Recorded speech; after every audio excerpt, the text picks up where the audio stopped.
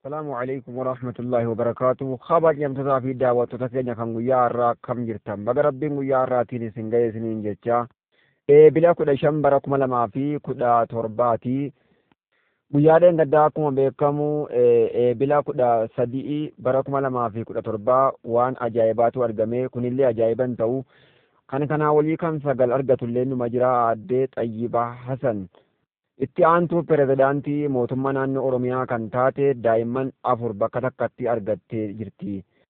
Hospitaala godina Baalee keessatti daa'imman 4 2 dhiiraa fi dhalaa 2 arkattee jirti. Rabbi isiidhaaf haa guddisu jenna.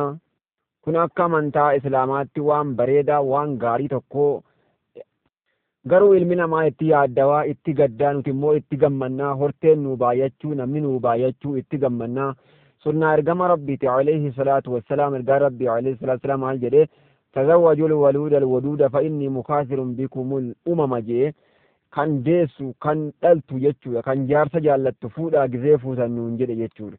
Kanaaf har'a uummanni wanni itti jiran teknooloojii hordofuudhaan dhala gabaabsuu ilmaan akka hin dhalle gochuudha.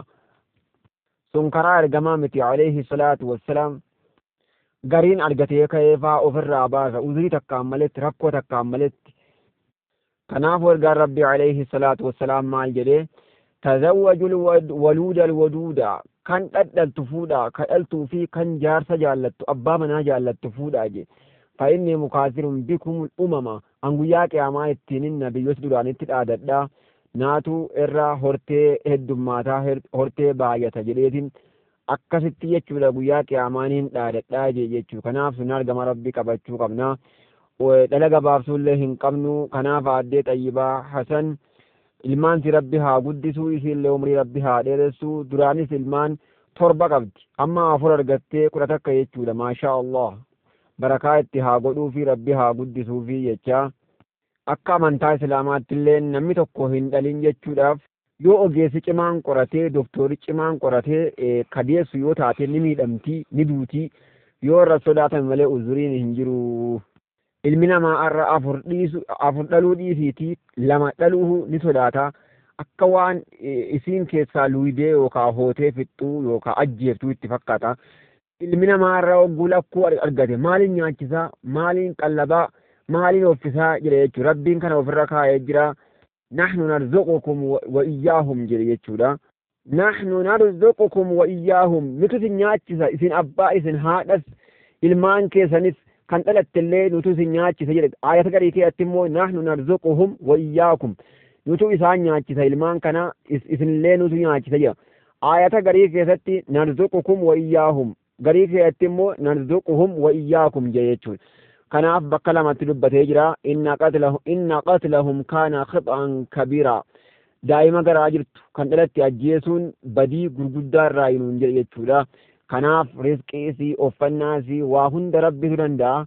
Nuti gaafa gara dachiitti gadi buunu waan takka qullaa gadi buune waan takka uffata irraa qullaa kophee irraa qullaa qaama qullaa jechuudha gadi buunee eeganaa nama taanee ol kaanee dhaabbannee duniyaa horree 100,000 miliyoonaa horuutti jirraa argachuutti jirraa.